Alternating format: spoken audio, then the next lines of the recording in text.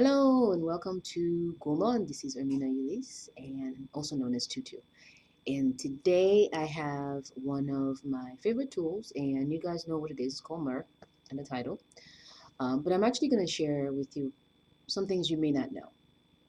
We'll find out if we know these things or not. But anyways, most people are familiar with myrrh as a resin, which is one of the ways you can use it. But it's also used as a fragrance, in fragrances, excuse me. It's also used as tea. It's also used in other drinks. It is a magnificent healing tool. It's been around for thousands and thousands of years, and some of you from a Christian background are probably familiar with it as being one of the three medicines or the three tools given to the Christed individual being born at the time. So it has many, many, many uses, and it's still used today as it was then, and many more. The good news is because it's such an old tool, there's tons of information out there about myrrh. If you're only using myrrh for your as a resin for, let's say, the scent, you're missing out. You could be using myrrh for so many, many, many more things. And I'm going to share with you what I use it for and how I use it, some of the downside in my experience and some of the upsides and all this other good stuff. Make sure you check out the videos where I talk about precautions and things you need to do and so on and so forth. But before I get started, I'm going to actually read you some of the things I found online about myrrh because those are important. Antiparasitic, duh. Antispasmodic, anaestrogen, antiseptic, anesthetic, ick, all the icks you can think of. Um, it's been used to treat cold, flu, cancer. It's been used to treat diabetes. It's been used to treat indigestion, fatigue, leprosy, coughs, a lot. Most of the uses tends to be around the throat and, of course, the stomach area. It also lowers blood sugar. It's used, I think I mentioned, as a tea, as a rinse. It's used on wounds to heal wounds because there's antibacterial properties, although you don't hear too much about that in the research, but historically it's been used as that, um, and so on. So it is really one of those things that you kind of need to have a little bit in your home, whether or not you decide to use it on a regular, which I don't. But it's not a bad idea to have it. Now, there are different types. There's the resin, which unfortunately I don't have a sample to show you. But there's also the powder, which I have plenty to show you. And it's in a very old and not very attractive container.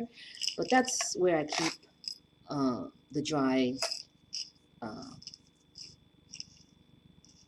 Ethiopian myrrh that I have.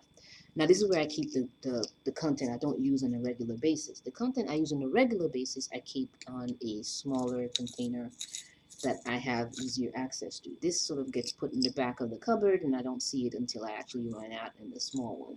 Okay, so that's what it looks like in dry form. So I'm just going to take a little bit of it and show you. Um, oops, okay. So it's got this beautiful burnt orange color, which also means it will stain many things that it comes in contact with. So that's the color you're looking at when it's in the, if it's the Ethiopian myrrh in dry form, okay? This is edible. This is used in food. This is used in rinses. This is used in tooth powder, which I have not used it in tooth powder.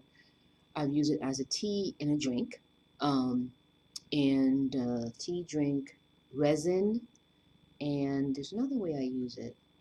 Oh, well, it's the same thing. Tea, drinks, elixir, um, basically. So I'm going to share with you my elixir bottle and concentrate that I use. I recommend if you're going to work with myrrh, to use a cauldron metal because it will stain. If you have other tools, it will stain it, and then it's just harder to get out. You can eventually get it out. But these little cauldrons are perfect for working and mixing things and then rinsing them off. And it also has that little witchy look. You know. Anyways, and you can find these in most places. And this one actually has a cover, which is perfect. Three-legged. Anyways, so you can you can use it in your kitchen in that sense. The resin is similar to frankincense in that you can actually use it as a gum. I do not use myrrh as a gum, but some people recommend it because it is known to heal ulcers in the mouth and stuff of that nature. I have not used it. Let me tell you why. Frankincense, which I have an example of, a video of, is bitter. Myrrh is very bitter. I can tolerate frankincense, chewing it, even though it's really, really bitter. For me, myrrh is just like, I just don't want to deal with that. No, but I can do it as a drink. And I'll show that with you, to you in a minute. This is not the one you would use as a gum. The gum is actually the resin. This is the dry version where all the liquid water has been removed from it and it's used in foods and so on and so forth. Keep that in mind. You can find this tool in many different cultural backgrounds. So it's not just Ethiopian myrrh. There's myrrh from all over the world. Okay, so try different ones out and see which ones you like. I've used this for at least, this version for at least 10 years, the powder form. Prior to that, I used to only use the resin, and then I'm just not that attracted to the resin. I'm not sure to the smell. It has a very balsamic type smell to it. It's not bad. It's just not for me or my home. Anybody else in my home, they don't like it, so we just don't use as much of it. Doesn't mean that you won't love it and choose to use it. Try it out, see if it works for you, and go from there. So what does it look like when I use it as an elixir? I make it in a bottle, and I just made this for this video because winter is about to start. It was perfect timing. I was sitting there thinking, okay, what am I going to make on this video on? And at the same time, somebody in my home who will not take this, by the way, because it is so bitter, has fallen with the cold, okay, or has a cold right now. I now will take this until their cold is over and then beyond, because I don't want that. I don't want to be invaded by their parasites in their whatever that might be going on. So this will help ward it off. It also will help strengthen my immune system. So this is what I'm going to use. It is made out of a couple more things besides just the resin. This is what I use, okay? Again, I want to make sure I'm clear. My videos are about what I use. It does not mean you need to try this exact same concoction, okay? This has a couple teaspoons, and by the way, this is the condensed strength version. When I take it, I do not take it in this form. It's too strong. I actually take it in a glass. I take about 2-3 spoons of this and put it in a glass of water and drink that. This is so bitter. If I were to try and drink it, it wouldn't work out. Not for me, because I don't like the taste. And also because it's doing all this cleansing work, you need as much water as possible to kind of move things out, especially if it's going to take out worms and parasites and other bugs that find your body a nice home in the summer, and it's time to get rid of them for the winter. Send them on their way to the next life, to the afterlife for bugs. But as a protective tool for colds and flu, I'll probably be taking this at the first sign of any kind of distress, okay? If I'm feeling fatigue, it's also good for fatigue. I would take this. And by the way, I had some before I did this video. I had about a shot worth, maybe less than that. Actually, that's not true. Maybe an ounce worth, and a glass of water that was. And I use these. I don't use glasses because these I can measure how much I'm taking. So I had about 3 cups. No, 2 cups. Almost a cup and a half, 2 cups of water, plus a shot of this. So it went down easy. It didn't taste as bitter because it was mostly water plus a little bit of this concoction. So back to what I have in here. I have myrrh, I have fenugreek, and I have a little bit of, tiny bit of powdered ginger. Okay, this is my concoction. Open up my blood vessels and get this sucker in there and do the cleaning and do the work it needs to do, not just in blood vessels, but also in my stomach and colon, and just do the work, okay? That's my concoction. Keep in mind, fenugreek and myrrh, they both lower blood sugar.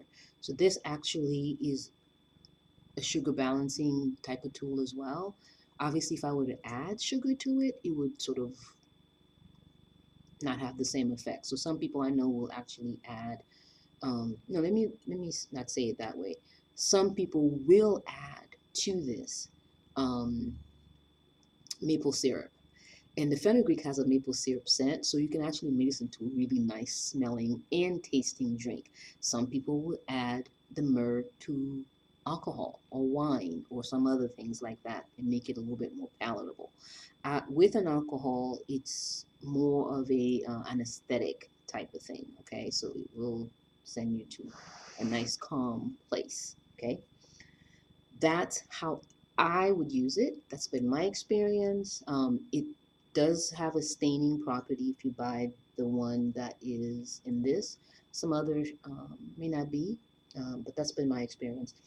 It does keep a long time. I have had this for a long, long time. But then again, I don't open the bottle often. I keep it in the back. I keep it away from moisture and so on and so forth. Once I make it as an elixir, I am cautious not to leave it out as much because it does the consistency change and I don't like the consistency. It doesn't go bad, but the consistency is different and I don't like it. So I do put this in the fridge if I'm going to have this for a very long time. I only use this in the winter. Again, because this makes me warm and I don't want to sweat and feel warm in the summer, so I prefer to use something else.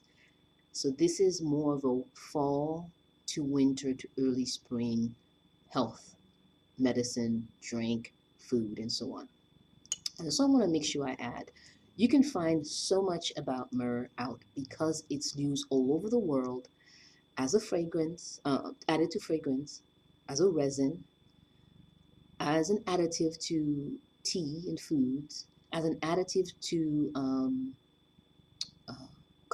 to color things. It's used for so many things. Just do the research. There's so much more out there. It's not just a resin.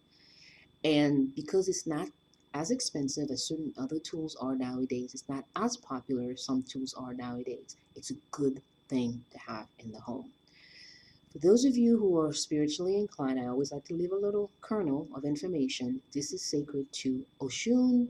It is sacred to Fuida, if you're a Haitian system, voodoo system. It is also sacred, that would be the same thing as Venus, right? Or Aphrodite, okay? So real good tool for many tools, for many purposes right there. And it's not as expensive as some of the other stuff that's available. What else? I do not use it as a resin as much anymore. Personal preference. I have other tools available that I prefer. Like I love amber. Amber, just copal, amber, and maple syrup are all in the same family. That's what I'll do next. I'll do one on amber and the whole family. That way I can share my love about amber, copal, and maple syrup. Um, I hope I remember. Maybe I'll write that down. So myrrh, excellent tool for the winter. For me, look it up, do the research. I think I'll provide a link that I found from drugs.com that share a lot about some of the research, the modern research that's available about this product, this tool. You will find this useful. On a scale of 1 to 5, where would I put it? Okay, a 4. Again, I don't use it year round, but it's something you should have in your home or something I would definitely have in my home at all times. But if I don't have it at certain times, I'm okay. There's other things I can use as a substitute. For example, people will use, I can't think of the yellow tool, the yellow powder that's used in curries. You guys might know what I'm talking about. Instead of using this, because that tastes so much better than this. But I'm telling you, this works. Has it worked? It works really well. Um, Great for my skin, great for my body. It gives that beautiful glow, sacred to who know who. So it definitely gives you that nice glow. The other thing is because it's good for those with diabetes. I would say if you're gonna use this to lower blood sugar or to manage blood sugar, by the way, research this before you actually take it for that. I'm gonna pause after I say that. Research it before you take it for that. Okay, but if you're going to use it for that, I would not necessarily put maple syrup in it or honey. Okay, That's it. If you like this video, please let me know. If you have questions about this, please let me know, and we'll go from there. Make sure you subscribe to the channel, because I want to do more of these and see if there is an interest in doing things outside of what I actually use myself. So we'll go from there. Thanks for watching, and this is Tutu signing off.